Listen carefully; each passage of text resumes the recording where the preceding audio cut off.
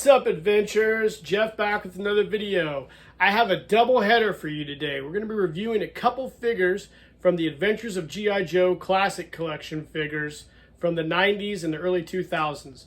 Today we're going to be looking at the Rescue of the Pygmy Gorilla and the Peril of the Raging Inferno. Two pretty cool figures and definitely worth adding to your collection. So we're going to pause the video and come back and review these two dope figures. What's up, adventurers? So here he is, the Rescue the Pygmy Gorilla set. I was sitting here thinking the other day while I was reading through some information on these that when G.I. Joe back in the 1960s transitioned to the adventure team, they had a brief 1 or 2 year period where they had the Adventures of G.I. Joe. That was the prelude to the adventure team. It featured figures without the flocking, but in different adventure type scenarios.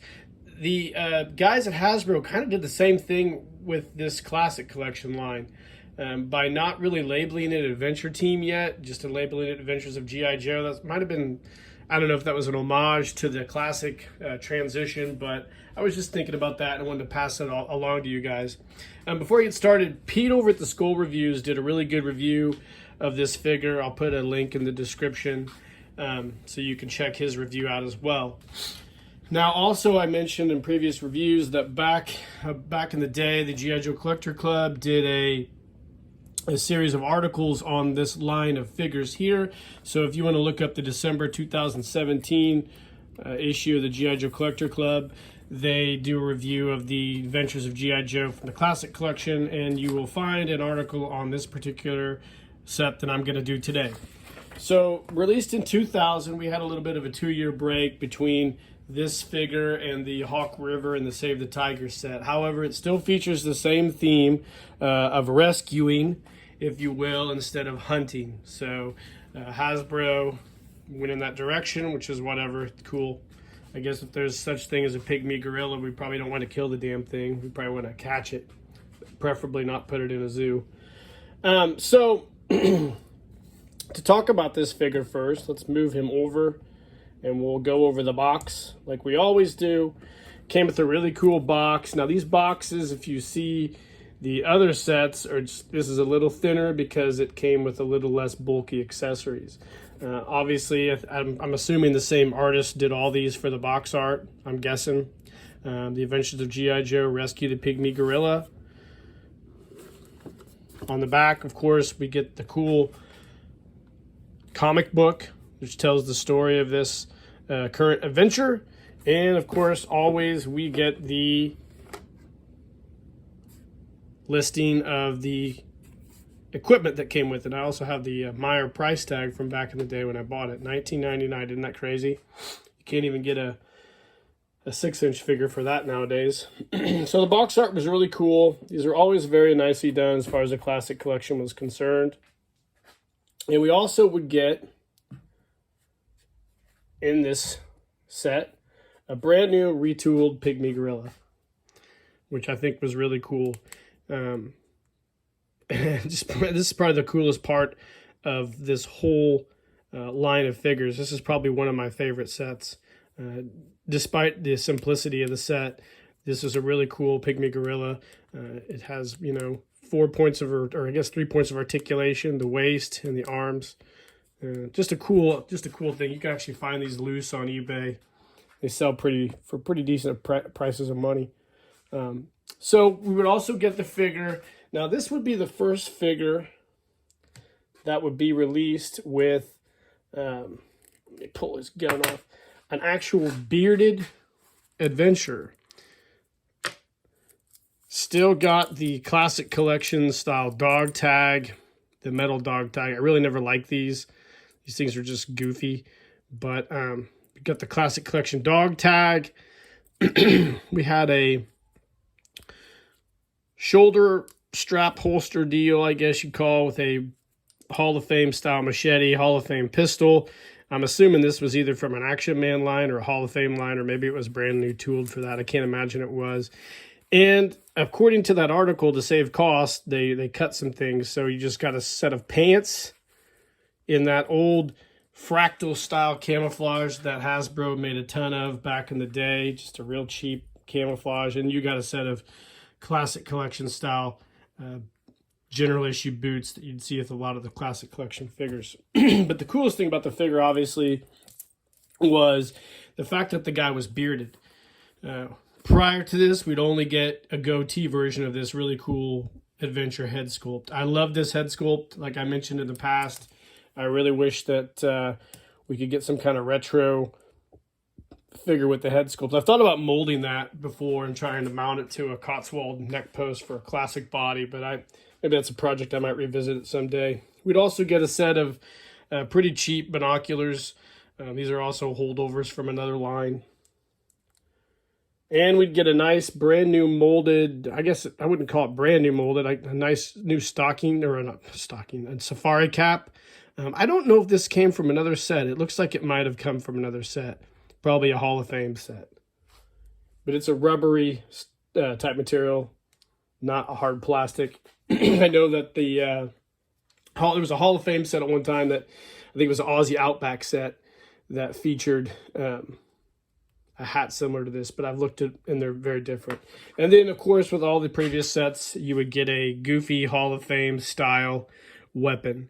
This one being another stun gun with a firing mechanism that would shoot out one of the old projectiles. These old clunky Hall of Fame style weapons. But whatever, man. They had to do something with all those molds. It's a good set. I really like it a lot. Of course, you know, there's some designs on it I don't like. Now I wanted to mention this did feature the more muscular G.I. Joe figure. Now Hasbro with their classic collection would make different styles of these classic collection bodies. These had more of a muscle style arm. I guess you could call them the Gen 2 muscle bodies. And just to give you an idea, here is another adventure with the skinnier arms compared to those muscle arms. So they would do that with several sets later on in the line, where they would utilize these muscle figures with less articulation than their super articulated bodies, which I really liked. And he also came with the clunky ham hands. So it's not a bad figure. Actually, this is one of my, like I said, this is one of my favorite figures in the line.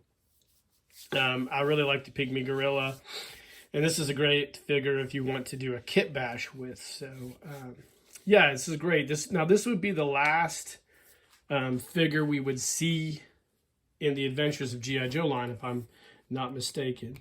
And to go back over all those, there's some sets that I didn't cover. Hey, what's up, buddy?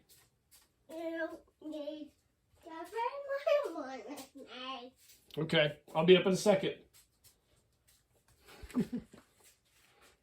Okay, so we're back. A little delay in the video there. I apologize.